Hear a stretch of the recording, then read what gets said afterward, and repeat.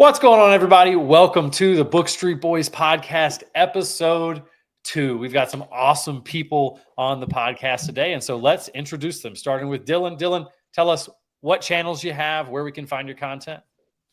Hey, I'm Dylan. I'm the Bookstreet Boys diversity hire. I'm the weird Aussie. I'm out here in the future, living in Friday when you guys are on Thursday. I'm from the channel Spaced Out Reads and basically just on YouTube, but I have a TikTok and Instagram where I post my shorts as well. Awesome. Yeah. Chris? Love it. I'm Chris. I have a YouTube channel, Bearded Book Beast. I'm the elder statesman of the Bookstreet Boys. So I'm like, if this was in sync, I'm like the weird Chris with like the dreadlocks and stuff that nobody remembers. I'm like that guy. But I'm also on X, Instagram, TikTok. Can't say TikTok without doing that. And Blue Sky, which are you guys on Blue Sky? No. At all? No, I feel like I tried that just because it was a new thing, and like it's like Threads, like it does not take off. So, but anyway, I'm excited to be here. Awesome. Jake, my turn. I have not nearly the same wit as these other two guys, so I don't have any funny jokes to introduce myself. But channel is, as you can see on the screen, Nerd Level Rising on YouTube. I do have Instagram. I guess I do technically also have X or Twitter, but I always forget it exists, so I never post on there. So there you go. Nice. I'm PreacherReads. This is on my channel on YouTube. I also have Instagram at PreacherReads that I update decently regularly, and I have a Threads that no one follows and that I barely post on. And when I do, no one sees it. And so I don't even know if Threads is actually real. I have a Twitter at PreacherReads, but it existed prior to the channel. It was just the name I gave the Twitter I had before when I did like all religious stuff. And so people have started to find it, and it is, I don't post ever. And it's actually a little weird. Someone tagged me the other day in, I want to say it was a Talking Story video. They tagged that Twitter and it popped up and I was like, oh, I forgot that existed. So not doing anything over there, just Instagram and YouTube. But excited to have you guys on tonight. We're going to have a great time. We start every episode. I say every episode. This is the second one. But we start every episode with a little bit of soapbox time, an opportunity for you to get something off your chest that you just really want to rant about. And so I say we start here with Dylan. And awesome. Dylan, hop up on the soapbox and just rant about something. We'll talk about it. Oh, well, I wanted to go after Zachary Shea. On the first episode, he was shit talking the road. But I saw you guys already got after him for that. So I'm actually going to rant about Chance Dylan. He has no right being this good as an author, like on his first try. My mind was blown of Tears of the Fallen, like the amount of like world building, history, lore, how lived in the world feels. I haven't read a book that good since like April. I was very happy with that. That's awesome. Awesome. Chris, have you finished it? You started it? Yeah. I finished it. I had him on for a little spoiler talk the other day, and then I just put up my Amazon review. I recorded a review that I'm editing, so that'll be up soon. But so you guys read it. This was my. Oh, okay. This doesn't spoil anything. This doesn't spoil anything, but this is my tagline I put to try to get people's attention. I said, it's like if Elden Ring and Malazan had a child, then they went out on a date, and Joe Abercrombie was the babysitter, and he watched Star Wars with the kid. Okay. Yeah, that's good. It's complicated. I don't know if it would look good on the front cover. If that existed, Now you need a comic strip for it. Yes. See, there you go. Draw it out. Jake, have you finished it? Started it? Finished it? Yep, I finished it. Oh, so I'm the only one who hasn't finished it. Yeah, you're not a real friend, Chance. Apparently, I'm trying. It is. I'm thoroughly enjoying it. We'll talk about it a little bit later because I'm currently reading it. But I do want to ask. What was your favorite part of it? Like if you could pick one thing that you said, like a whoa moment for you in terms of what he accomplished in that debut novel, what would you guys say is that whoa moment? Spoiler free, right? Spoiler free, Dylan. Yeah. There was a scene inspired by Revenge of the Sith near the end of the book That's all I'll say. Okay. But also just the insane amount of world building and how lived in the world felt with all the history and lore, and how real the characters felt. Of like, you can tell they've lived life beforehand. They're not just existing for the book. There's like they've lived in this world. Yeah, really good. Yeah. Chris? I agree. Definitely characters, especially like their emotions, how they dealt with like traumatic things and how they all dealt with it differently. You had some people that got depressed and turned to alcohol. Some people just suppressed it and tried to pretend like it didn't happen. Some just went full out vengeful murder spree. It depended on the person, which it just felt real. And I thought he did a great job with that. And he knows how to end a book. So yes, that was also very good. Nice. Jake?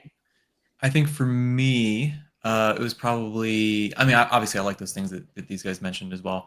But another one I'll throw in is I really appreciate how the magic is, it's not just there to be cool or for magic's sake. Like it's tied into the history and the characters and the conflict and why they make certain decisions. Like everything, the magic is sort of in there with everything, which like I love. I think that's, I think it's so important for like real immersion for me, for it to not just be like, oh, this is cool, but you don't actually need it for the story.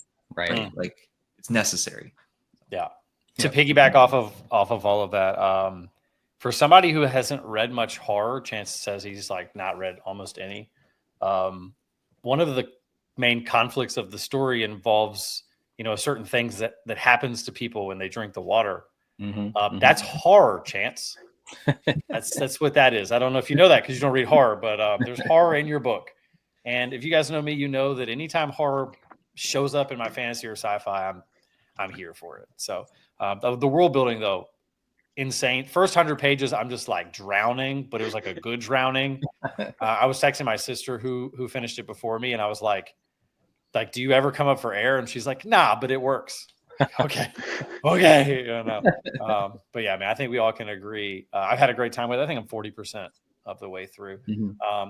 They're currently on their beginning of their quest, right? The band is together and we're going places. So I'm excited for it, but I like that. Anytime we can, prop up Chance and talk about how good his book is, genuinely. I would say the other thing is like Sanderson levels of like thinking about the magic system, right? In terms of it like being fleshed out and not just being like, there's some stuff and some things that do some stuff. I'm like, I was reading it like my friends who love Sanderson's hard magic are gonna like I think they're gonna like this, So yeah, I think agreed. The only thing I'll add, I think they'll like it once we get more in the series and you understand it more. It's so confusing, especially at the beginning, that it might lose some of the hard magic people because they want to problem solve and stuff. Yeah, I think they'll get that feeling though of like, I'm gonna be told how this works, right? Like that's the feeling I got, was like, he's not telling me yet, but like he knows what he's doing. I wonder if he'll tell us or not. Oh, if not, I'm driving to his house. We'll hold him down. We'll get Tom to come so Tom can hold him down. Yeah. Awesome. Cool. Chris, the bearded book beast, the bearded ranting book beast. What do you want to talk about?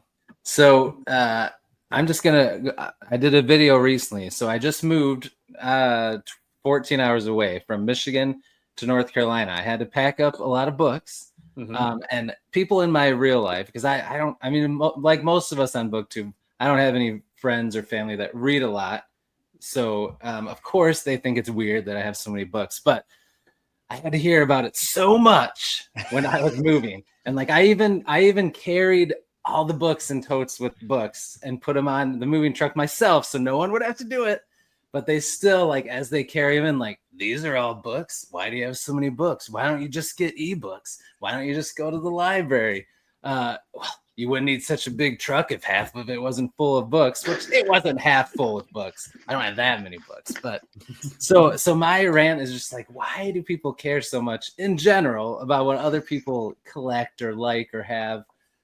But definitely, why do non-readers have to voice their opinion that readers have books? Obviously, you don't care. You don't like to read.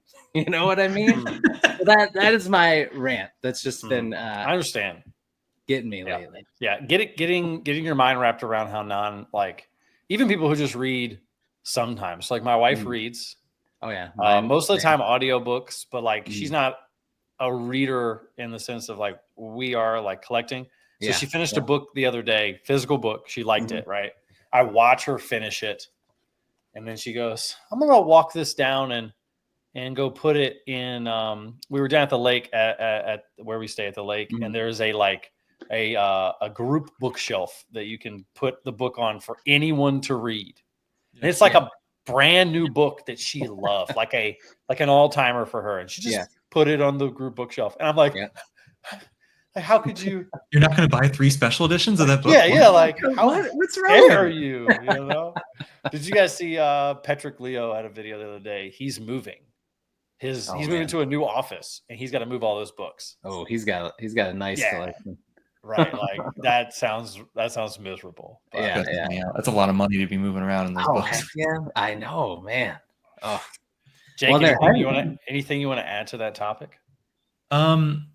Yeah, I mean, just like these stupid non-readers just got to shut up, right? Like that's what we're saying. Get it. No, I mean, obviously, do whatever you want, but like, I do totally understand why that's frustrating, though. Like, you didn't even make them deal with it, right? Right. Yeah, that's annoying. I'll have to deal with that at some point. I'm not staying here the rest of my life, so whenever I eventually move, that's going to be not very fun. I thought you loved the Florida mug, the mugginess. Yeah, dude. There's something about trying to be a vampire that just really meshes well with South Florida. So I might stay here. I can't get enough of like leaving my house at 7 a.m. and sweating immediately when I walk outside. Pretty cool. Nice. Good times. Dylan, is it muggy over there? What's it like over there? Is it just dry hot or is it muggy? Dry hot and dry cold. Oh. No humidity. I mean, you got pros and cons. Yeah, that's true. Yeah. Anything you want to add to the discussion of dumb non-book readers and them not understanding? They just don't get it. Just don't get just it. moved my girlfriend in from Canada, and we were like flying books over, like so she could have her shelf here. I feel like, why are you wasting like your kilograms of like baggage space? I don't understand. Yeah.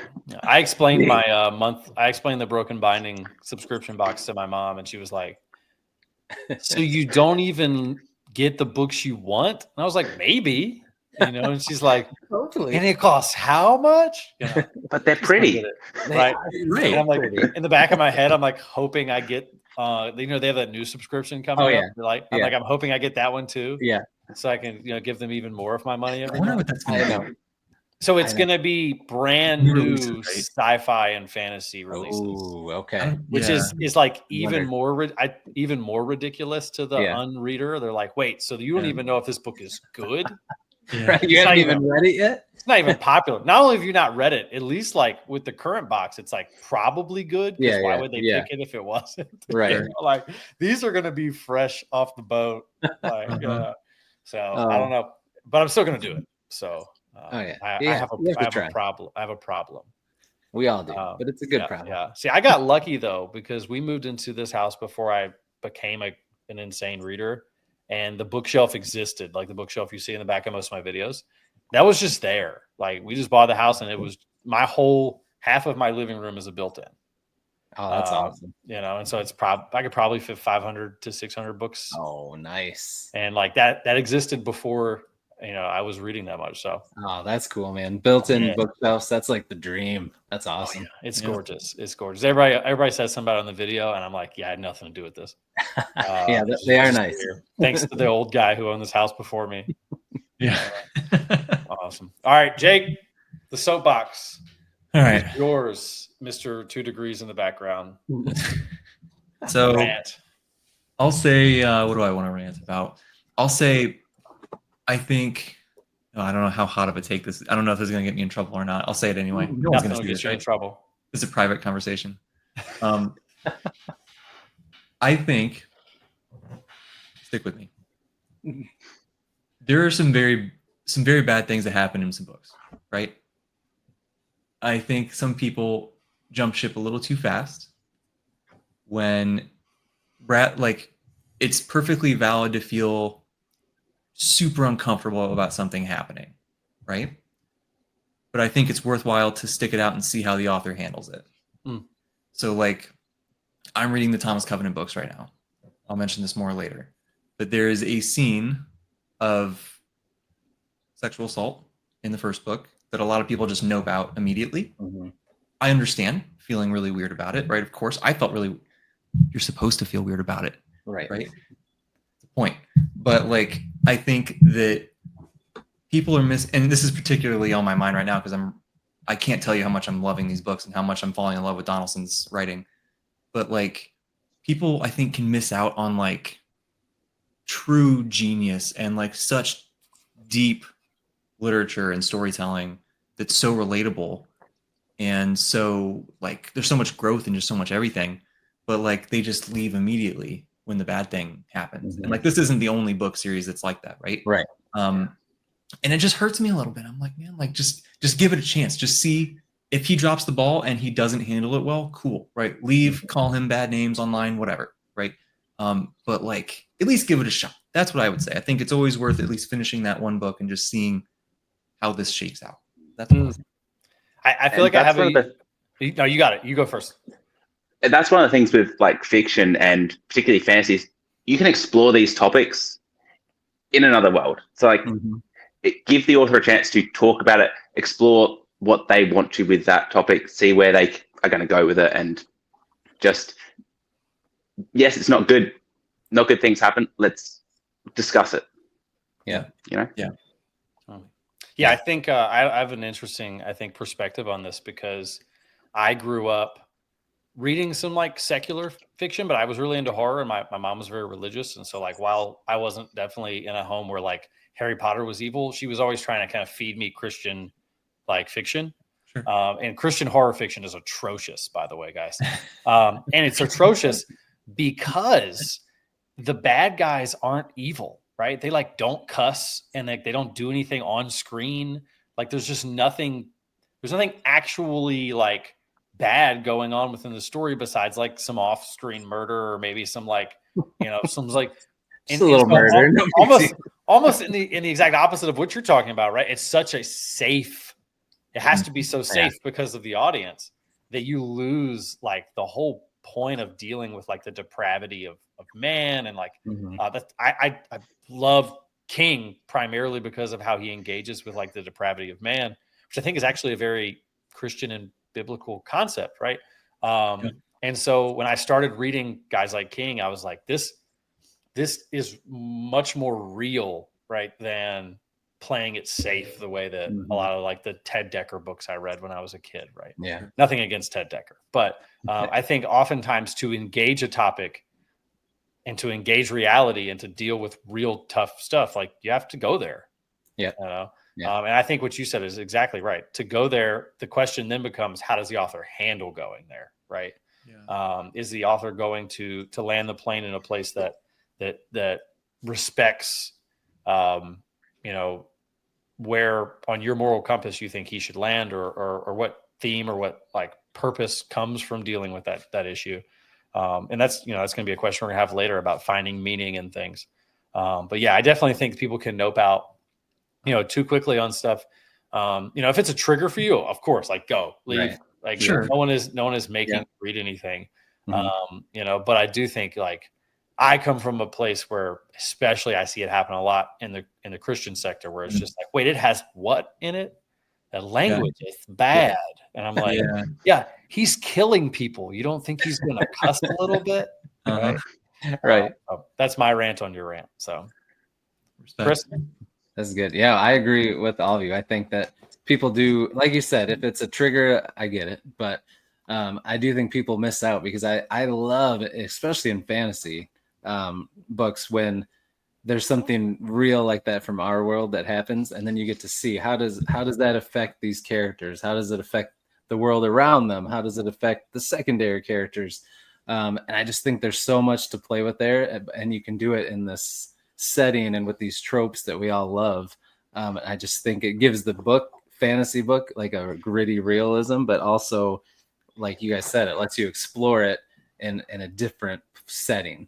And I just think I've always enjoyed things like that. Not when they happen, obviously, but Yeah. like books that go there. I feel like they're just, especially if the author does it right, I feel like they can be a really special book. So I agree with you. I think people peace out on that way too quick, too often. Yeah, it's I don't know. I'm with you, and I will echo what you guys said. Right, if that is just a particular thing for you, you just do not want to see. Like that's right. Do whatever you want. I don't care. Right. It doesn't matter to me. But like, I had to come up with a rant, so here's my rant. But like, it's so there's so many different ways it can be done. Right. Mhm. Like, particularly with this sort of thing that I'm mentioning that happens in this first Thomas Covenant book.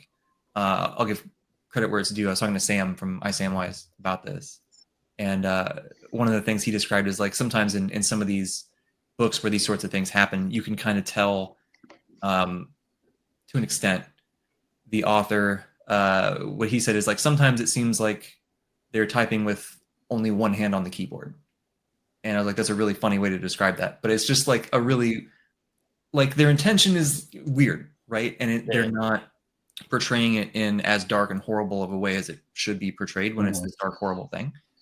And so I think that's one thing that's important to look for also, right? If you encounter this sort of thing.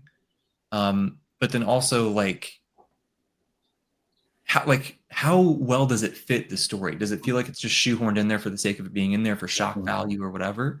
Or does it feel like it matters? Like this Thomas Covenant, I know I'm on this is my soapbox, right? Soapbox. Hey, yeah. That's what we're here for. Get it, bro. Man. I'm not going to spoil anything. The whole point of, especially this first book, it's a juxtaposition of how beautiful and whimsical and wonderful and glorious this world is, and how awful of a person Covenant is. And like, you can't, like, this perfectly fits his character, and the way that the reason that it happens in the story makes perfect sense, and it fits not just plot wise, not just character wise, but also thematically across the entire thing. Like, you almost can't have the story without that, right? It wouldn't be the same thing. And so I have such a hard time sometimes with like, let's just, if you have to just leave it, then you have to just leave it. Okay. But I think it's very worth taking the time to think through some layers on like, okay, well, why is this here? Is it necessary? And how did they handle it? Right. No, I agree with you. There's a character. I think the biggest thing for me on this is like, how do you develop good character arcs as an author if you're not allowed, right, to bring characters or to bring circumstances down into those depths, right? Like, how can we redeem people? How can we, and it may be the point of the book you're reading isn't to discuss redemption, but many fantasy novels especially do have that concept, right? Like I think of Red Rising.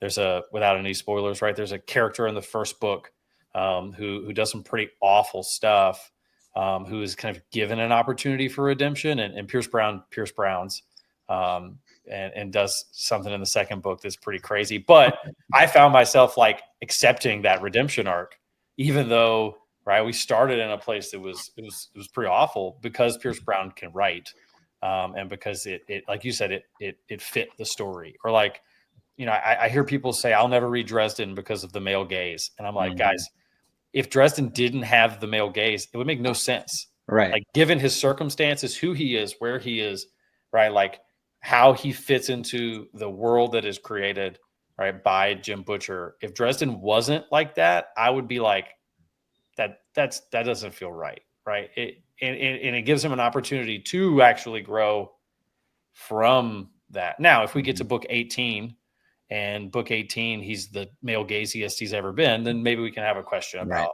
whether or not like Butcher's trying to accomplish something, or have one hand on the keyboard, as Sam Wise puts it. So hilarious. I love that. What's funny, as soon as you said that, the first thing I thought was book 2 of King Killer Chronicles. There's a one hand on the keyboard section in there. Okay. Dylan, you're looking at me funny. Have you read book 2? Oh, I just haven't. No. Oh, did you none see of my you guys review have of book 1? You guys have read book 2? I haven't read book 1. Oh, dude, there's a famous scene in book 2. Okay. Love book 1. Love book 2 as well. There's a famous scene in book 2 where I just imagine the author in a basement yelling at his mom to bring him some pizza rolls. Right. while he just waxes eloquently about, you know, how good he is at things. And it's one of those moments, right? But we got to move on from that. That's not my rant. My rant is not about Patrick Robinson. I can't believe you didn't like book 1 though, Dylan. We're gonna have to yell about that later. That's fine. I think we will. Yeah. I love Name of the Wind so much. If I remember correctly, in the Talking Story Discord, the question of the day today was like, what are your 3 what are 3 things you want to do before you die, like bucket list? And mine was like travel here, do this, and read The Doors of Stone, like that it would actually come out one day, which is not going to happen. But all right, it's my rant time. I want to rant at myself. As someone who creates content on BookTube, I've found that more and more I have been saying this thing to myself that is driving me crazy. And it's, I have to do this. I find myself, I have to finish this book. I have to do this book next. I have to make this type of video. I have to. Mm-hmm. A couple of days ago, I finished up Demon of White, loved it.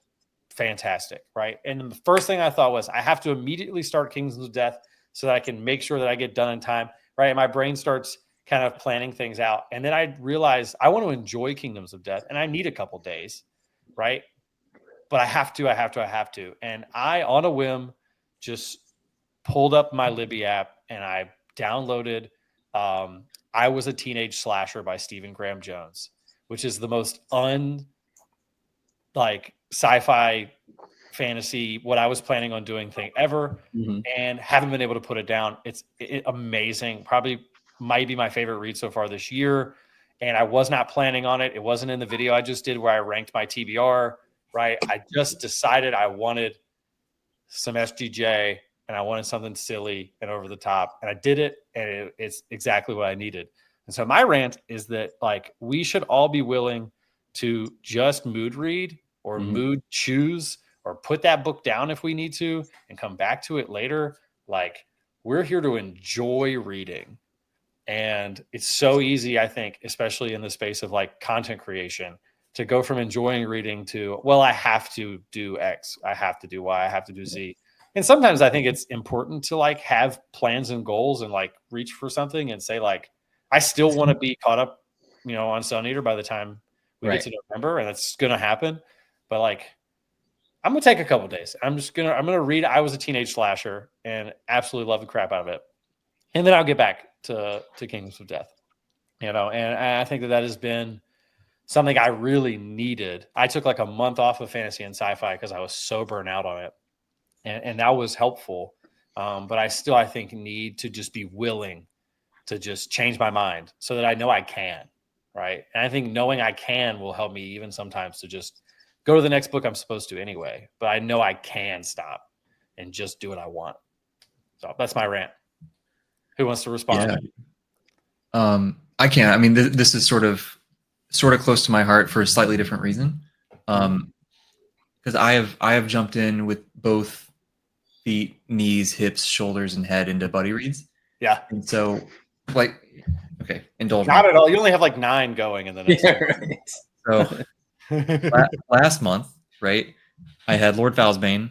That was a buddy read. Claude the Conciliator. That was a buddy read. Right, not too bad. 2.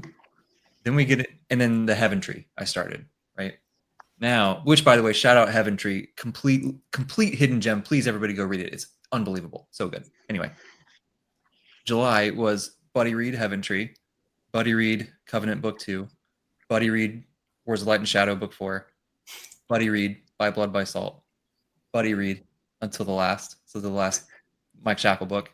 August, finishing Fugitive Prince, so that's buddy read Thomas Covenant Book 3, buddy read Secret, not announced yet, maybe a 4th buddy read as well.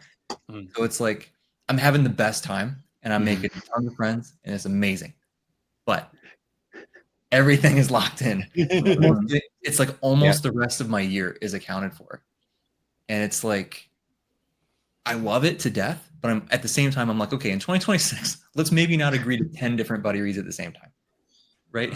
Let's space them out, or maybe do more standalones rather than 10 book series, or whatever. Do you want me to hold you accountable to that? Just comment on your video. You said buddy yeah. read again, Jake. Jake, you said buddy read again. But it's so fun. It's so fun. Dylan, I haven't buddy read with you yet. We got to do that at some point. I'll catch up on Wars of Light and Shadow, then we'll Let's go. just keep it on the ones you're already on, not There you add something new. Appreciate Yeah. you. But yeah, so like I get it, right? It's that struggle of feeling like you have to do something sometimes. Like for me, it's a different reason. Like I've kind of planned my reading a certain way with this, and like I nobody hear this and think that I dislike it. It's just it is still true. As fun as it is, it does pigeonhole your reading choices quite a bit, right? And then it's there's only so much wiggle room, so it's kind of tricky. Yeah.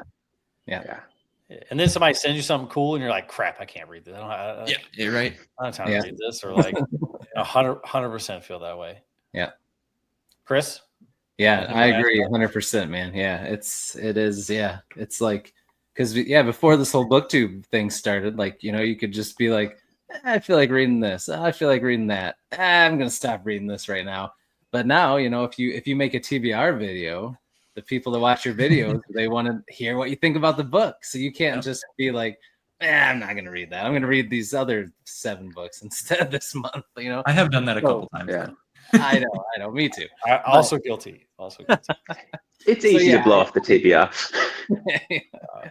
It's another video. It's more content, right? TBR. Exactly.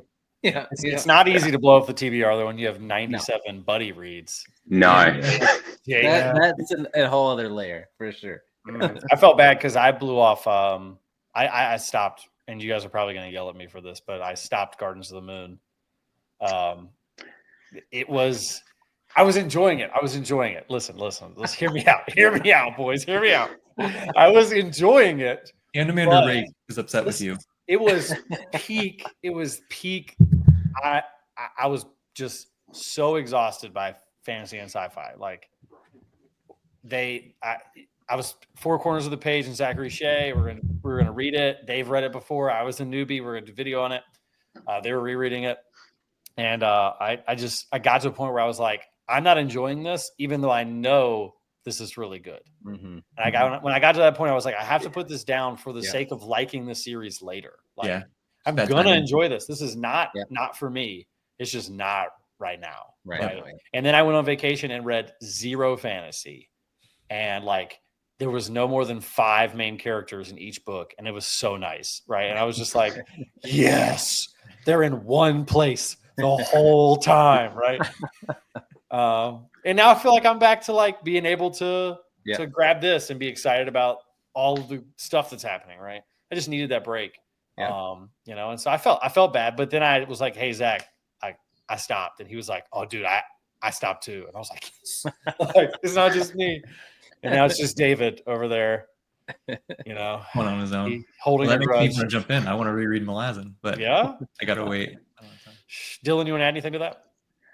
My biggest thing with like having a channel and what to read is DNFing. Like when I'm reading a popular book and I'm not liking it, I'm like, I just want to put it down.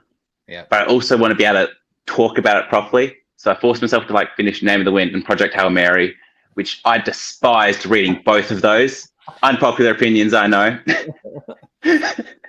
But that's my thing. It's like, I wish I'd put it down, but also I like being able to talk about it. So dude, you got to embrace your inner Andrew's Wizardly Reads and just DNF every third book. DNF every That guy's the DNF king. I love it. No, it's gosh, I struggled to DNF too. I probably only finished the Devils because it's the Devils and the channel. To be like, like, and not even people say this. Not even because I hated it. I think Jake said the exact same thing. At no point was I like, I dislike this, but at no point was I like, let me go grab the Devils. I'm really excited to read this today. Right. That never happened. I was always like, I guess I got to probably knock out a couple chapters of the Devils today. And while I was reading it, it wasn't unenjoyable. Yeah, it's fun. Yeah. But if it wouldn't have been for the channel and it being a Joe Abercrombie book, I would have 100% probably 30-40% in just been like, there's something else better and moved on. But I know it's actually been interesting to see the difference in opinion on that book. Like, I mentioned this in the last podcast. I think it's mostly expectation.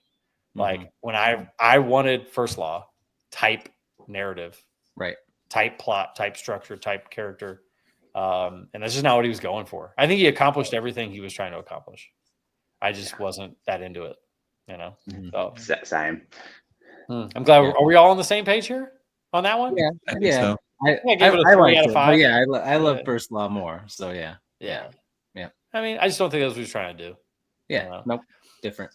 Awesome. Well, the soapboxes were soapboxed. I feel like we got out some very strong opinions. You know, there's going to be some comments in the comment section. Better be. And that's okay. There better be, exactly. All right, so we're going to move to our first user question. The way this works is if you guys put down in the comments of this video, not of the when this premieres, but like the actual comments of the video, so I can go back and get them. If you put in a user question, the next podcast will use questions from the previous video. So podcast number 3 will use questions from this podcast. And so we had 2 questions that I chose from podcast number 1. And that first question is from Mikkel EE4UZ and Nocturnal Nasties, which is a really interesting name. It is. And the question is a very common one, but I think one that's always interesting to talk about. And I love my answer. I think my answer is fantastic here. What book or series would you love to see adapted and how? Let's start with Jake. Jake, pitch me a series turned into a movie or a show or something.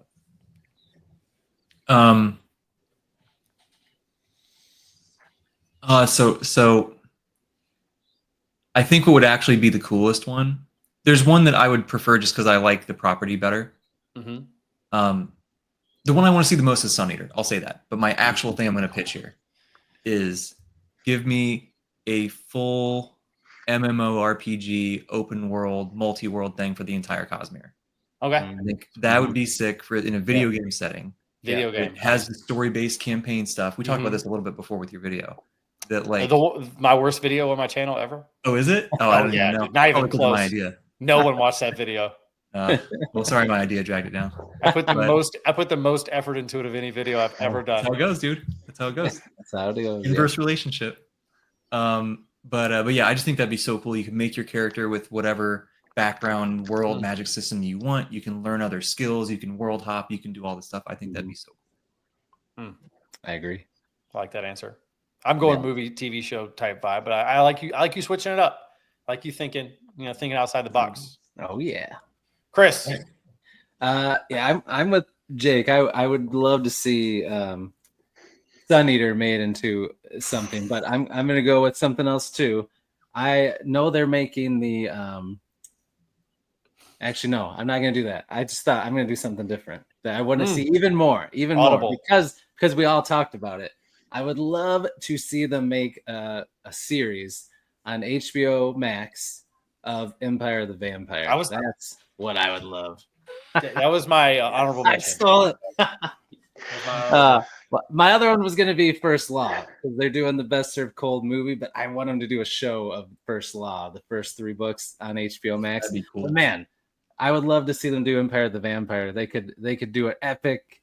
They could do some sweet special effects, and they could be nasty. Use all the language. It's written. Honestly, I think it's built for like an HBO level show. I agree. For sure. It'd be so good. It'd be so good. I agree. I would love it. What would be the rating of this show? What would be the rating? Yeah. Oh man. Just it depends PG. on whatever. Yeah, PG. Yeah, it depends. Right? It depends on what they decide to do with a few scenes in book 2. But, yeah, that's true. That's true. Okay. But I like that answer. I think that one would be kind of gas for sure. Sweet. Dylan G, take your answer. Yeah, I feel cheated. But yeah. I wouldn't have it as live action. I would have it as anime. Ooh, anime would be sweet. I can just see that clearly. Also, Red Rising as an anime. Yes, I agree with that. For me, some of these books as live action, like I feel like it just reads anime in my head, like Iron Reigns and the fight scenes from the second book of like Empire of the Vampire. Like there's full on like berserk level scenes that just would be perfect for anime. Yeah, and like the sky without a sun like showing through. I think like I think First Law is like would be peak regular live action. 'Cause, Yeah, like yeah. it's a little more grounded. Yep. Like Yep. I can picture like Logan just like Oh yeah. that all of what he does Mm-hmm. in those fights, like they're grounded, they're brutal. That'd be yeah. There's some stuff that happens, especially in book 2 of the Empire of the Vampire, that's would probably be tough to pull off. That's true. In a live action. They could do it, I'm sure, but I think it would look cooler in like an anime setting. For sure. Oh yeah, can you imagine some of the battle scenes anime wise? How sweet! Oh. Yeah. How would they do like with Red Rising? I guess if they did live action, how would they do like the different like the heights and the sizes and that'd be tough to pull it off. Good, yeah. Because I mean, in my head, they're like vastly different. I don't know if that's just my head canon, but like golds and obsidian, reds, like they're like vastly different. Pretty different, right? Yeah. Oh yeah.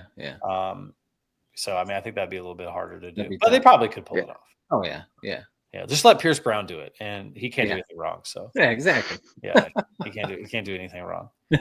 All right, so here's mine. Mine is much more grounded than the rest of y'all's. Mine is much more wrapped up in like what my favorite types of movies are. So I'm a sucker for like late 90s, early 2000s, like serious drama movies, right? Like 3:00 in the afternoon, you get home from school, you turn on TNT, and this movie's on, right? So like The Green Mile, Shawshank Redemption, Stand By Me, like those kind of movies, right? Oh yeah. And so I would want one of those directors, right? One of those people to take Boy's Life and make a Boy's Life movie in the vein of like a Green Mile, Forrest Gump, like that. I would want to use the right film to make it look like it's from the late 90s, early 2000s. I think it would be gas. I think it would be one of the greatest movies of all time. I'm just a sucker for those movies. I'm just nostalgia rules my life. And so and so like I saw The Green Mile at some point on TNT when I was like 14 and thought it was really cool. And then I found out once I started liking Stephen King that he wrote it, and then that was all she wrote. And then like those kind of movies those are my kind of movies now. So and Boy's Life literally is that like style of narrative. It would fit so well. So everybody in here's read Boy's Life, correct? Nope. None of you. Whoa. I've heard a lot about it, but no, I have not read it. we're letting you down, man. First edition, by the way. How gorgeous is that? I was gonna say that looks like a first edition. Greatest modern novel ever written. So you guys need to get on this. Genuinely, if you like if you like magical realism or like framing narrative coming of age, like nothing does it better than this. If you've read it and you just loved being with the kids, this is just that, but like better. Like King was trying to accomplish this when he was writing those kids. So that's my pitch for the greatest book of all time. All right. Pretty good. But yeah, and it would be so cool to be a movie. That's my answer to that question. So now on to the big daddy question, the philosophical question, the question that has us all scratching our brains and wanting to sound extremely intelligent, like we have 2 degrees on the wall behind us. And that is, how important is finding meaning or life lessons in the fiction you read? Who wants to go first on this one? I'll let somebody choose. Who wants to go first? I mean, I can. I don't care. All right, you can take it. How important is it to find meaning? I think the most important thing is that people read for whatever reason they want to read. And there's no pressure. You do whatever you want, whatever makes you happy. For me, this is very important most of the time. Sometimes I just want something super quick and easy and fun and whatever. Like I'll read a Star Wars book or something. But I do find the more that I have read, the more I'm really seeking out stuff that like I want something to change me, bro. Like that's what I want. And all this stuff that sticks with me, all the stories that really stick with me are the ones that do that really challenge me, that really make me think, that really change just me as a person in some way. And that's like, it's almost addicting. It's like I want to, I mean, it goes beyond reading for me. Like, that's why I like bodybuilding. That's why I like getting a PhD. Like it's this stuff that you learn so much lessons that you wouldn't have learned otherwise without doing this hard thing or without reading the story or whatever. And so it's like it's almost something to me, and maybe this isn't true, but this is how it feels in my head, that like this is the only way to get this to some degree, right? Like I learned so much like empathy and ability to put myself into other people's shoes and learn that like there aren't really true bad guys by reading Malazan. Like nothing made me learn that lesson as strongly as Malazan did, because the perspectives are just so strong, right? And I have so many examples like that. It's so, I don't know, profound to me, and it's just, I learn so much about myself by learning about these fake people and events, which is hilarious. But I don't know. It really can turn something that's just fun into something that is both fun and a lot of personal growth. And I'm like, well, why don't I get both, right? And I do want both. That's important to me, right? If it's just like a self-help book, like cool, but like I'm not really reading those, to be honest, right? I want both at the same time. I want the personal growth and progression, but I also want a wizard or a dragon or spaceship or something. Yeah, that's for me personally, at least. Yeah, that's a good answer. that is And what's good. it next? I'll go next. All right.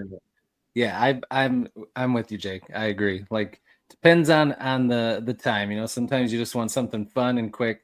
Overall, like you said, most important is just find joy in reading. Like we talked about earlier, not feeling like you have to read something, but enjoying it, making sure it's something you're gonna have a good time with. But I do, like Jake said, like I do find myself seeking out things that are going to hit a little different. Like if it takes a trope and turns it upside down, or if it's like something about it is different or wonky, or something I know that's going to make me feel something or think about something. I do tend to want to read those quicker than normal. But like Jake also said, it's gotta still have a story. It's got to be something fun. Like no nonfiction self-help books over here right now. No, but yeah. So I don't think it's like an end all be all where it's like the most important thing. But I do tend to gravitate towards those types of books more. But also sometimes it doesn't matter, just as long as it's fun and it's enjoyable. Dylan? Yeah, I agree. I'm very much in the camp of both. Sometimes very important to find meaning. Sometimes not important at all. Just get that escapism, get out of your head, get into a new world, just have some fun. Just forget about everything. But other times, it's just like when I first started reading Stormlight, and Kaladin's just like, I'll get up. I'll try one more time. That just gets me hyped up. It's like, Honor is dead. I'll see what I can do. Reading books like that, it's like, all right, I gotta get to the gym. Let's go. I'm ready to get after my day. So it just depends, like when you're reading, and sometimes yes, escapism. Sometimes, okay, I've also just seeing other perspectives.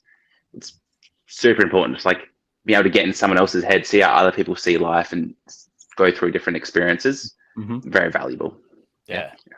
What you guys are hitting on there, I like to call worldview empathy, and it's something that I think most people lack a decent amount of, especially people who can't engage others in conversation well, which is most people in 2025, right? The reason why everyone can't talk about politics and religion at the dinner table is because no one has worldview empathy, and if someone doesn't think exactly like you, then you must immediately think that they're dumb and that they have no reason to think that, and they all must think you're dumb because you disagree. Like we can't empathize with each other's worldviews. And I think on a base level, even fun fiction always provides a level of worldview empathy, right? Like I am not exactly like any author I ever read, right? No author I ever read has the same exact experience as me. And so like at some base level, even if I'm reading something schlocky and fun, right?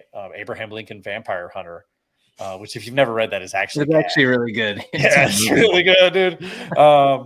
Like even at that level, like I can find some opportunity to get in the shoes of somebody that I'm not. But then there are those books, man, that just like Jake said, some of the most memorable reads I have, some of the books that just never go away.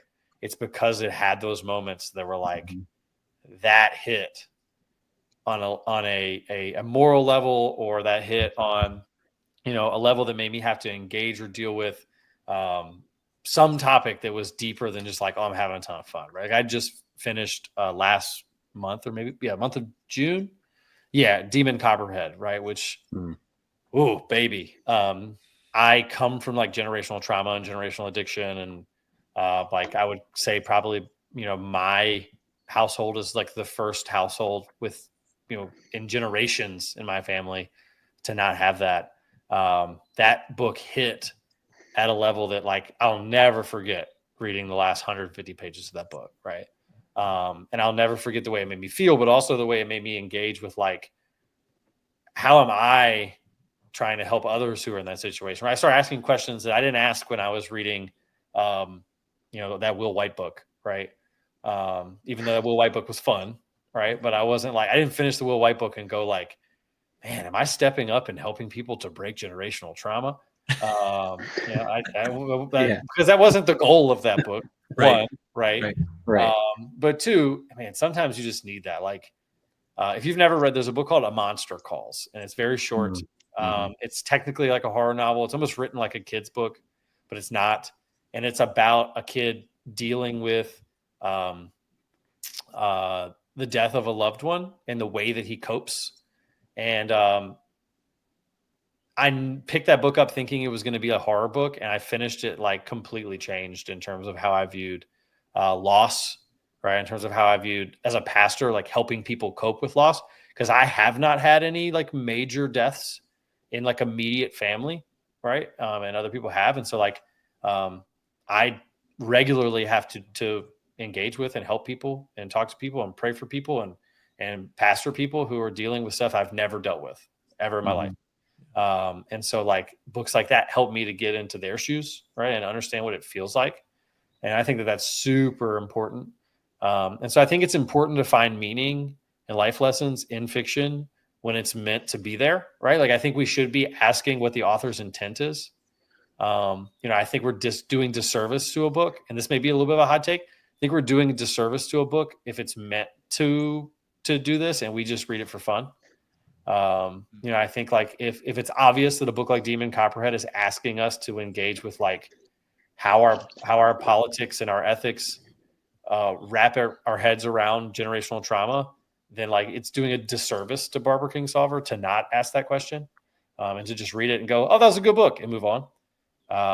But then it's also interesting, like on the flip side, is it okay for me to go past what an author intended, right? Maybe an author intended a book just to be fun, and I'm like finding meaning in it. I think that's an interesting question. Maybe you guys can hop in on that. Like, is it fair to go past the author's intent? Because obviously we don't always know the author's intent, but like, I mean, sometimes it just speaks to you, and maybe they didn't even mean to, you know? Right. Yeah. Yeah, totally. Yeah. I mean, that makes sense to me. Like, I think your response to the book is your response to the book. As simple and stupid as that sounds, like it's your background that you're coming into it with shapes so much of our perception of everything. Yeah. But also with the story and like just how you view the characters. Like you know, all of us on this video might think something slightly different about a certain character, even though we all read the exact same thing. Yep. Right. Probably from our backgrounds, and maybe the author meant it to be, you know, this certain thing, but it was, you know, you took it a completely different way because you're like an easy example of this very thing. There's no spoilers at all. This is very quick, I promise. But like, I always get a weird look when I say this. Like, I love Berserk. It's one of my favorite things ever. And I had such a strong emotional reaction to identifying with Griffith, and everyone's just like, "What?" Right? But it's because of my background and like my almost like bury your head in the sand at no cost, lose like ambition, career stuff. And it's like, hey, dude, like maybe there's a point you don't, you know, you can go too far with your ambition, right? Right. So like, but like I get that. Some people don't get that. They just see a completely different thing. Anyway, so like I think so much of that is our background, and then I think almost of course you're going to go beyond the intention sometimes, especially because like as you said, we don't always know. Yeah. Right. I love that actually when an author doesn't explicitly say it and just kind of here's this, right? and you can run with it. Yeah, I think in fantasy and sci-fi, it's probably more common that the Mm-hmm. author doesn't lay that out. Like Yeah. Demon Copperhead is obviously Right. like the goal of it is to make you have to stare in the face of reality, right? And go, this is happening in America right now. What are you going to do about it, right? Sure. In fantasy, sometimes like most of the time, the author's not going to be that explicit, right? And so I think it leaves more to the imagination for us. Yeah. You know, and it's typically more complex, right? Following 15 characters or 10 characters or 5 characters. Whereas in some of like literary fiction and stuff, it might be that 1 or 2 guys and it's a narrow, Sure. you know, like you could probably find 15 different major life lessons and themes and like stuff like in the Red Rising series. But man, when I'm reading Red Rising, like the thing that constantly I'm coming back to is like the pull of utilitarianism, right? Or the pull of accomplishing good, even if it means like having to go against what you know to be right in that moment to accomplish some greater good, and whether or not that's ever worth it. And is honor some concrete thing that like you just do and you know what you're supposed to do, or is honor some like response to the world around you? And like that's why my favorite character in Red Rising is a certain one that I'm not going to name because it's a big spoiler, right? But I think he's the most honorable. You know, and so like I read that and that's what I get, because like I spend a ton of time thinking about ethics because I'm in the religious realm, right? And so like what is right and what is wrong is tons of my day. Someone else might read Red Rising and just like that maybe doesn't even click for them, right? Mm-hmm. I assume Pierce Brown wants us to go there, but it's definitely not as clear as maybe if it was, you know, Tess of the D'Urbervilles or, you know, The Grapes of Wrath, which is just like, hey, here's the thing, deal with it. Yeah. 100%. Cool. Yeah. I think it's an interesting conversation for sure. Yeah. You know, I know for me, I feel like at this point I gotta have a book that pokes something like that, like one out of every 5 or 6 books, or else I start to like kind of crave it. Yeah. And want something more than just entertainment, you know. Mm-hmm. But you can't have it like all the time because you just get like emotionally invested, right? Yeah, that'd be too much. Yeah. I finished Demon Copperhead. I'm just like, Yeah. Well, I tell you what, dude, I'm trying to find the top end of that because I'm reading Gene Wolfe, Janny Word, Stephen. I'll say you're going all in. Raphael, everybody. yeah. Right. Yeah, my take on Wolfe, like Wolfe's engaging some interesting concepts. I tend to get to the limit and need a break on that kind of stuff when it like is really poking on super like obvious like personal things for me, right? And like Wolfe just doesn't hit any of those for me at this point. I see what you're saying. It's more like speculative where I'm like, this is cool to think about and like really weird ideas, and like it definitely has some, but like Demon Copperhead is about like drugs and trauma. Yeah. Right. And I'm like, I know drugs and trauma. Yeah. You know, I need a break from that because, you know, which, by the way, not to skirt over that, like that's amazing that you broke that cycle, and congratulations. That's huge. Heck yeah, dude. I mean, thanks. Yeah. Yeah. Demon Copperhead is actually also set in my state, so like it was I was reading it like, dang, which is so funny because I was reading reviews on it, and one of the top negative reviews was the author exaggerated how this happens. Nobody lives like this. This doesn't happen. And I'm like, ma'am, where do you live? Because I can guess. I can guess where you live. And because it's 100% nowhere near here. Because I thought she actually, because the book is set from the mind of this young kid, she actually skirts over some of like the real nitty gritty details of like the world he lives in. But yeah, some of the negative reviews are like, oh, she was just on a soapbox, like exaggerating for effect. And I'm like, but again, worldview, right? Mm-hmm. For sure. All right. So I think we beat that dead horse quite significantly, but I thought we did a great job on it. So let's move to our next user question. Again, if you want to have your user question featured, make sure you drop into the comments of this video for next video.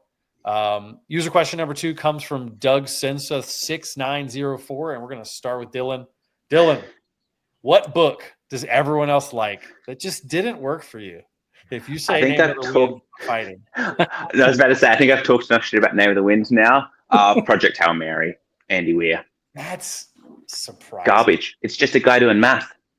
It's just a guy that wakes up in space and all he does is math. That's not a story. I haven't read it. I haven't read Haven't it. either. I haven't either. Oh, none of us have read it. I'm not going to now. Oh, Yeah, I know. the guy that wakes That's up. like my in most space. unpopular opinion. Have you read any of his other stuff? Oh, not after that. Where you were just like, no, Yeah. Andy, we are not reading any more of your books. Done. Yeah. Hopefully, you guys got the pun there. That was a really good pun. That was pretty good. And Andy Weir not reading any of your books. Oh yeah, I get it. it's getting close to my bedtime. That one went over my head. I'm sorry. Jake, if you miss another one, we're gonna have to take a degree off the back of your wall. That's fair. I tell my girlfriend this all the time. I'm smart in this, not in Yeah. I understand. But yeah, I have not read that. I have not read any of them. I probably will read The Martian at some point, just because like it seems like you're supposed to. Yeah. But if it's No, just that- math, It isn't, but it feels like it is. okay. Everyone else loves it though. Everyone else says it's a 5-star. Mhm. It's not like Name of the Wind where I put out my video like talking smack about it and a lot of people are like, I agree. Yeah. No one agrees with me Yeah. I mean, on this one. the people who agree with you on Name of the Wind are also illiterate. Correct. But that's okay. I'm just kidding. I'm kidding. I'm just kidding. All right, Chris. All right, so this one was kind of hard for me because I don't DNF things. I'm a jolly fellow, so I usually just find positive things in everything I read. So I had to pick something. Mhm. So I thought of a series that a lot of people like, and I like the idea of it, and I like the character. But a lot of times when I read it, I get bored, and I've read through it, but they were novellas, most of them, and they took me a while because I just got a little bored. I know what you're about to say. You do? I think so. Murder Box? Oh, Yeah. stop! I liked it. I like the character. I like the idea, and there are some funny parts, but I don't know. I read them all, but I don't know. It just took me a while, longer than it should when they're novellas. I don't know. Something about it just went slow for me. I highly recommend the audiobooks. Okay, It's like a good audiobook experience.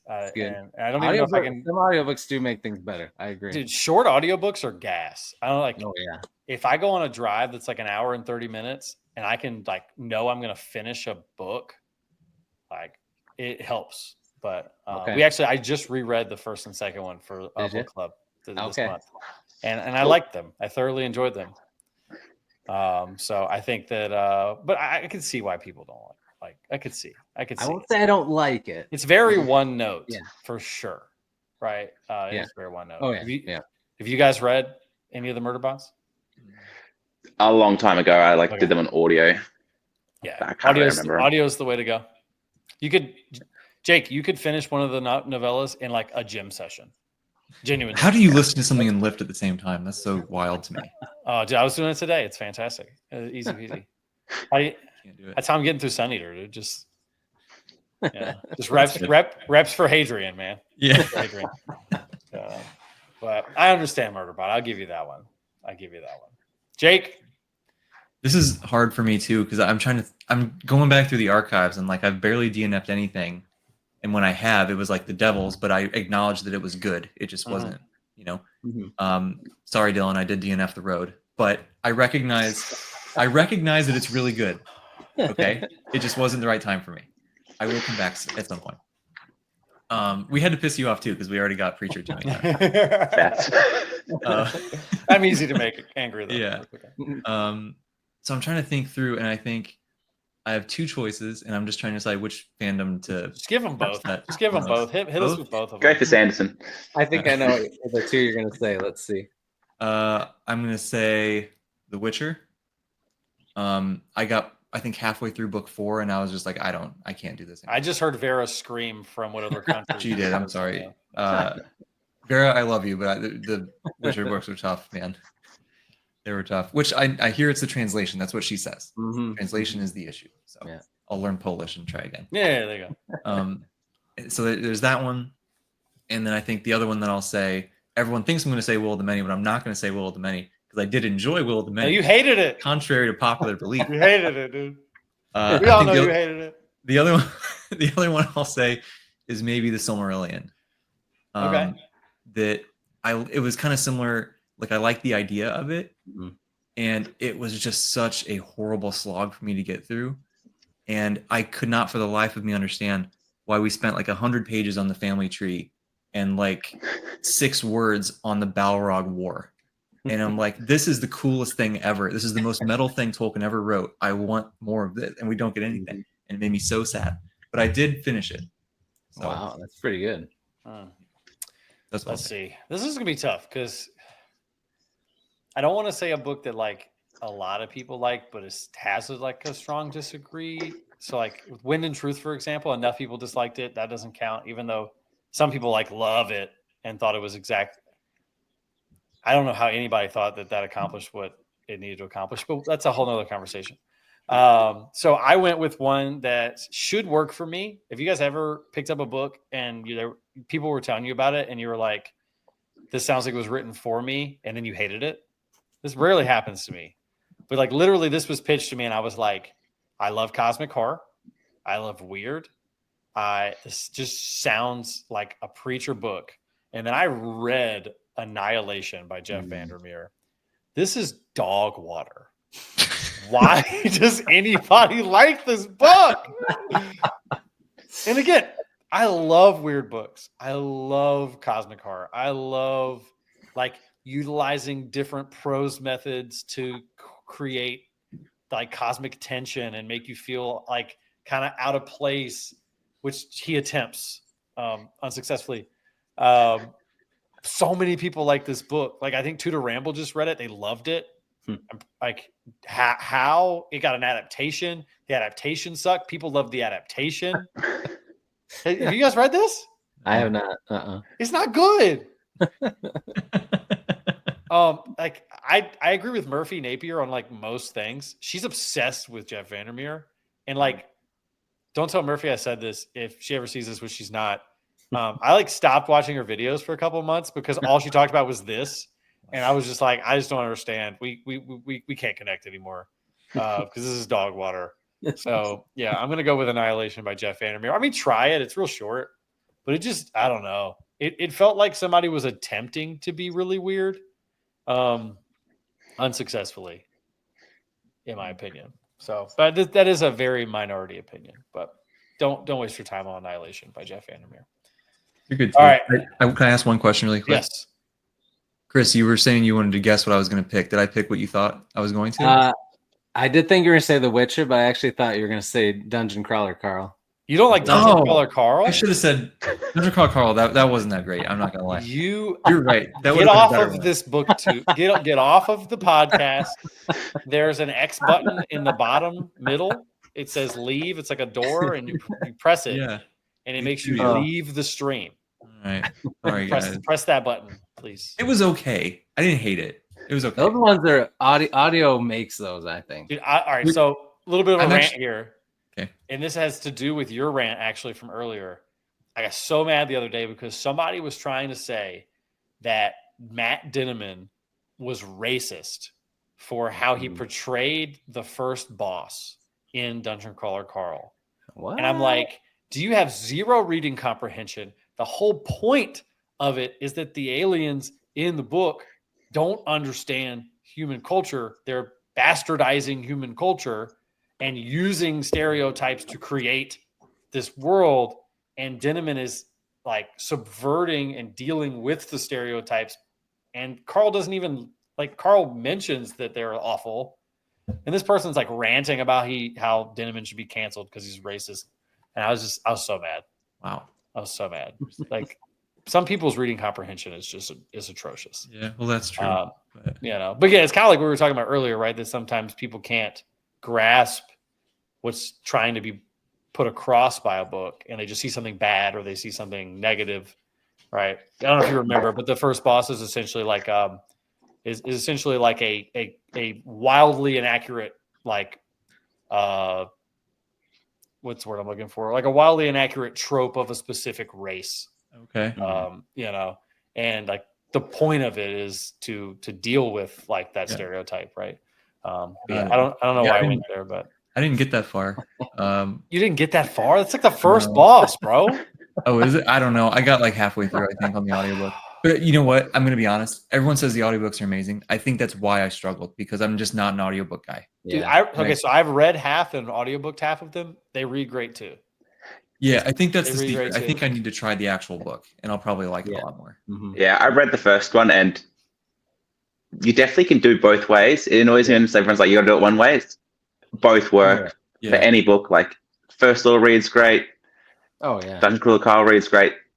If it's a good book, it's a good book. I would actually recommend, and this is going to be backwards for most people, I think you should read book 3 because the setting of book 3 is so confusing. Yeah, that's true. And it's partially confusing on purpose. Like Denneman makes comments in it like, hey, this is supposed to be absurd.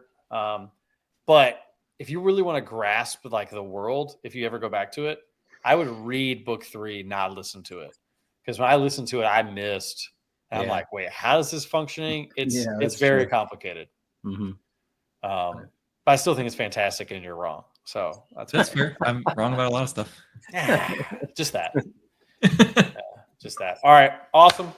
I think that's a great user question. Again, if you want to have a user question on next episode, make sure you drop it into the comments. And we are to our last question, and we are only 11 minutes over our goal time, which is fine. Chris is here. We knew we were going to go long. I'm going to blame him. I've talked more than anyone else, but I'm blaming Chris. So let's finish it up. Tell everybody, what are you reading? Maybe what are you reading next? Are you enjoying what you're reading? I'll go ahead and start on this one. I am 40% of the way, like we talked about, through Mercy, Tears of the Fallen. Thoroughly enjoying it. I am drowning in world building, but it's a good thing. I'm very excited to see where it goes.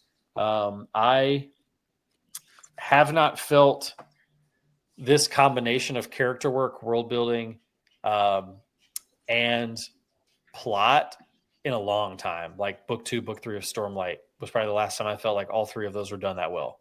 And Chance, hopefully your head doesn't get too big after you hear that. But usually 2 of the 3 go well and 1 seems to suffer. I feel like the plot is engaging. The characters feel like characters and not like shells for the concepts. And the world building is like also fantastic. So pretty impressive that he's doing all of those at the same time. I started Kingdoms of Death. I've called my therapist. He's on standby. How far into it are you? I've just heard. Oh, not far, but I just heard. He's on standby. I'm only like 4 or 5 chapters into that, but I did pause that for a second. Like I said earlier, to read I Was a Teenage Slasher by Stephen Graham Jones. I am 80% of the way done through that in like 2 days. That's just how good it is. I understand Stephen Graham Jones, if you guys have never read him, is very polarizing. His prose is very weird. It's very he writes most of his stuff first person, and he hyper focuses on making the prose sound like the person would think or talk. And so like this book is a 17-year-old kid, and there's and there's like ellipses, and there's like you're reading the thoughts of a 17-year-old kid, and like he does it so well. But some people really dislike it. Some people think that it's clunky or it's this. I think he would say 17-year-olds think clunkily, and so. But he's so good.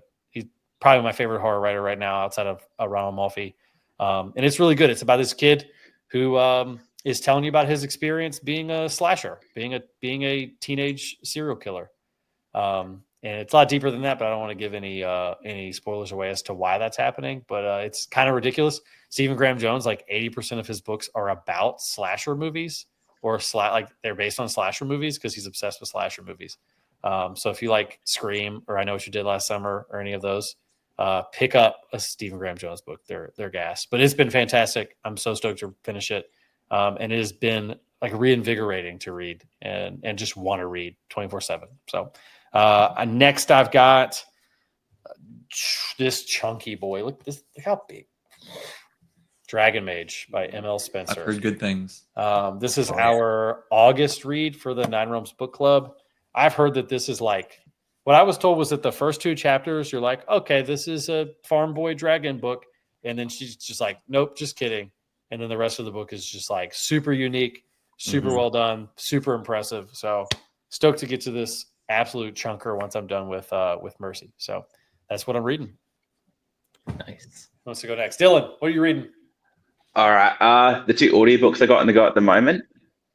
Grace of Kings, Ken Liu, first book of Dandelion Dynasty. Only like 5 chapters in, but good writing, easy to listen to, interested in the politics. I'm also halfway through Door of the Empire because my hold ran out. I just got it back. And Johnny Works Raymond E. Feist. And this one's been really good. So far, like the world building's really fun. There's tons of like interesting stuff. Politics is great. Characters are great. But our main character just overcomes every obstacle very quickly. It's like next chapter, new obstacle, overcome it. I feel like she's getting to a point where this next obstacle is going to be a challenge.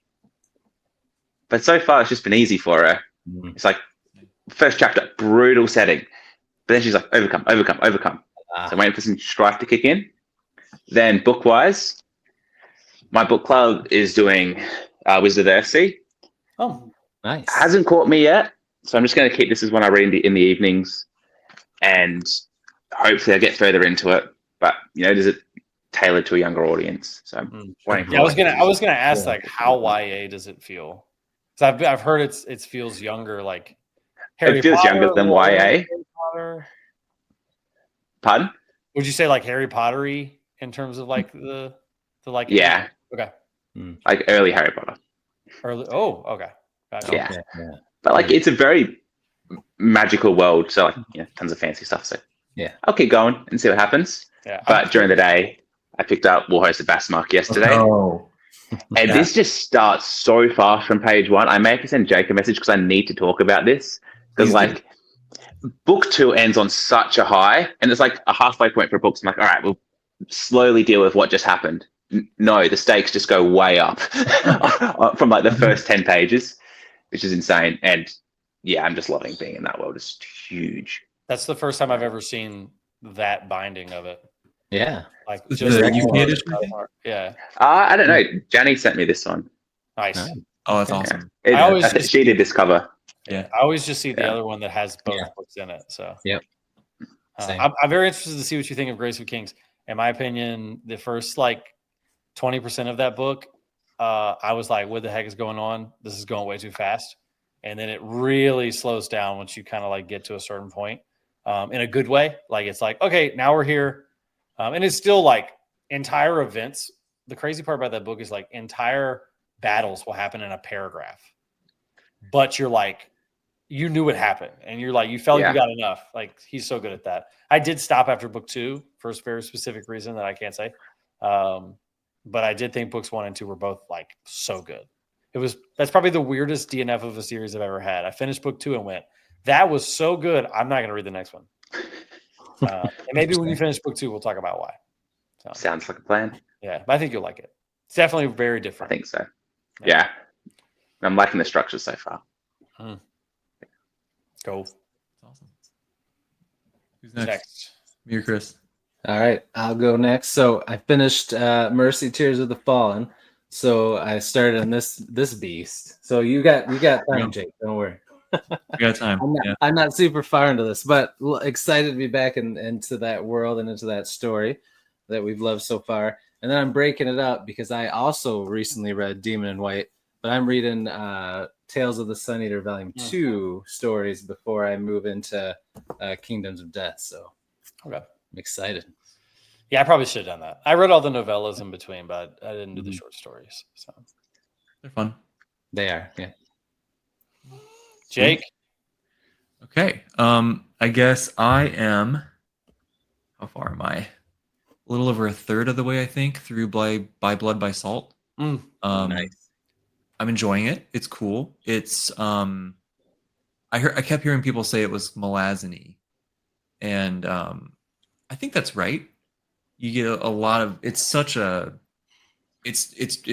military fantasy, right? But it's cool, and I like the main character so far, and I like the overall premise. I will admit it's not my favorite thing ever so far. I don't dislike it, but I'm like, this is interesting. That's kind of where I'm at with that one right now. We'll see where it goes. But people love that book, right? So like, thoroughly enjoyed it. yeah, we'll see. I have a feeling I'm going to like it more and more as we go.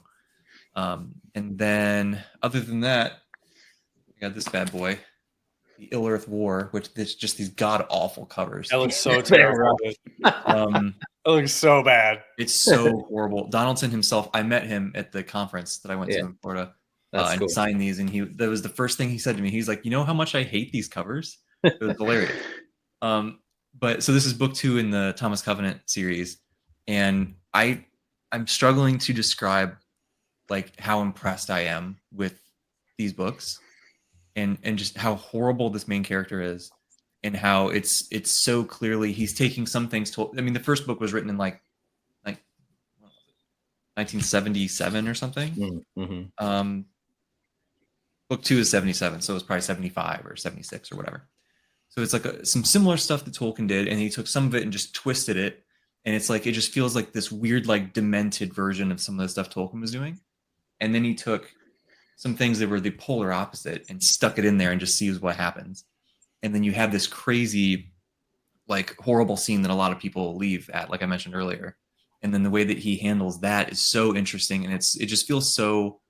I'm so impressed by how realistic this character is. You know, your Thomas Covenant, obviously the main character, is a leper, right?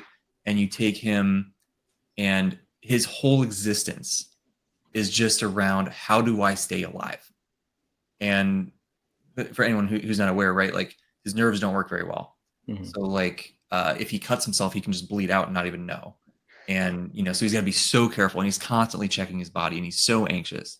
And like you start to people with leprosy over a long time, like they would start to get physical deformities, or they might have to have certain things amputated, and they can't go out in public very well because it's dangerous, right? They might brush into a doorknob and bleed out. It's weird, right? And so he's so depressed, and like his wife left him, and like he was riding this high, and then everything crashed down, and he's just in this horrible place. And then he's shoved into this just incredible, glorious world. And that dichotomy is so interesting. And then you get so much in book 1, and like you get the classic sort of quest, but it's got all this weird darkness and crazy, just man, it's so weird and creepy, but at the same time beautiful, if that makes sense. And then now in book 2, it's kind of taken everything that I loved, and we're doing even more. And some of the slower aspects in book 1 haven't really been here as much in book 2. So it's awesome, and I'm really enjoying seeing some of these older, like legendary writers, and you know, like I said, Gene Wolfe, and now Donaldson all at the same time, and like seeing what they did, and just how much, like there's 10,000 layers to this, right? Which doesn't make it inherently better, but like I'm just craving that right now compared to more surface level stories. And so it's like you can enjoy it on the surface level, and it's great, but you can also dig into some of those deeper things, and I don't know, it's just super satisfying and impressive. So awesome. That's what I'm doing. Awesome. It's great. And then I get more Janny words after that. I'll pick up the next word, Light Shadow. So nice. The by Blood by Salt pick. The first 35% of that book, I was like, this is a book that is written good. I'm reading it. The next 15%, I was like, I think I'm getting it. Okay. There is a character choice made in this book that took it from a 3.5 to like a 4.5 in a page. Wow. Like, and I mean, it's just that bold and like well done. And then it makes the rest of the book, you're like, oh, holy crap. Do I need to go back and read the whole book to like, now that I know what happened? Like, it's cool. Absolutely brilliant. I think most people who love this book would 100% echo with me. Like, that choice changed the entire book. Awesome.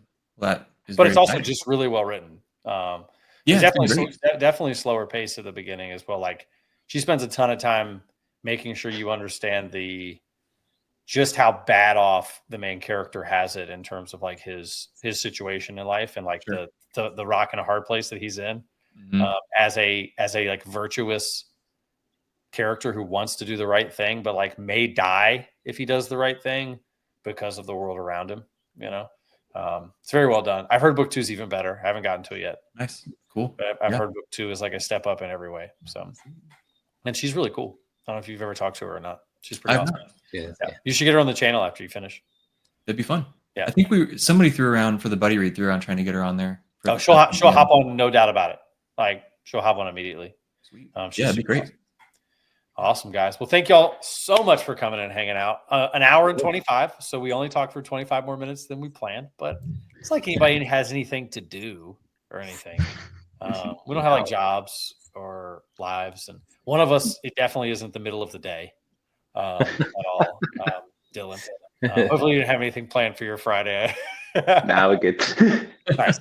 Awesome. Well, thank you guys so much for coming and hanging out. If everybody's watching the video, make sure you drop in the comments questions for next video. Go check episode 1 out if you haven't checked episode 1 out. In the description, you can find the link to the Bookstreet Boys Discord where we hang out. We talk books and not books and just really have a great time together. It's a growing community that we're really just enjoying. If you're an author, there's a awesome set of sections there for authors to engage together to promote their books. If you're a booktuber or content creator, there's stuff there for helping you to make better content and engage with other creators. If you just like to read, there's stuff there as well for that. And if you just want to hear about Jake's bad music taste, we talk about that sometimes too. Just kidding. Jake has pretty good music taste. Yeah, that's not too bad. Yeah, Jake has Dylan has better music taste though. I'm sorry. I don't even know Dylan's music taste. We got to figure this out now. It's mine. It's Preachers, pretty much. Okay, we got a lot of crossover then. Yeah. No, I'm just kidding. I mean, the new Sleep Token album is mid, but it's fine. Now you have to leave. I'm so sorry. So sorry. It's mid. But that's okay. But thank you guys so much for hanging out. This is every other week. So in 2 weeks, we'll have another one, episode 3. If you guys want to have an author on, if you want some specific big questions to talk about too, drop it in the comments, give any suggestions. If there's another booktuber that you would love to see on here who you think would do a great job in this format, we'd love to get them on. Make sure you put that in the comments as well. And thank you guys so much. One last time, let everybody know where they can find you, and then I'll sign us out. Dylan, you start. Spaced Out Reads, regular spots. Chris. Yeah. Bearded Book Beast, YouTube, X, TikTok, Instagram. Not Blue Sky. No one's on there. Nope, Jake. I didn't say it. Nerd Level Rising on YouTube. I do have an Instagram that I am on sometimes and an X that I am not on at all. Awesome. Thank you guys so much, and we'll see you guys later.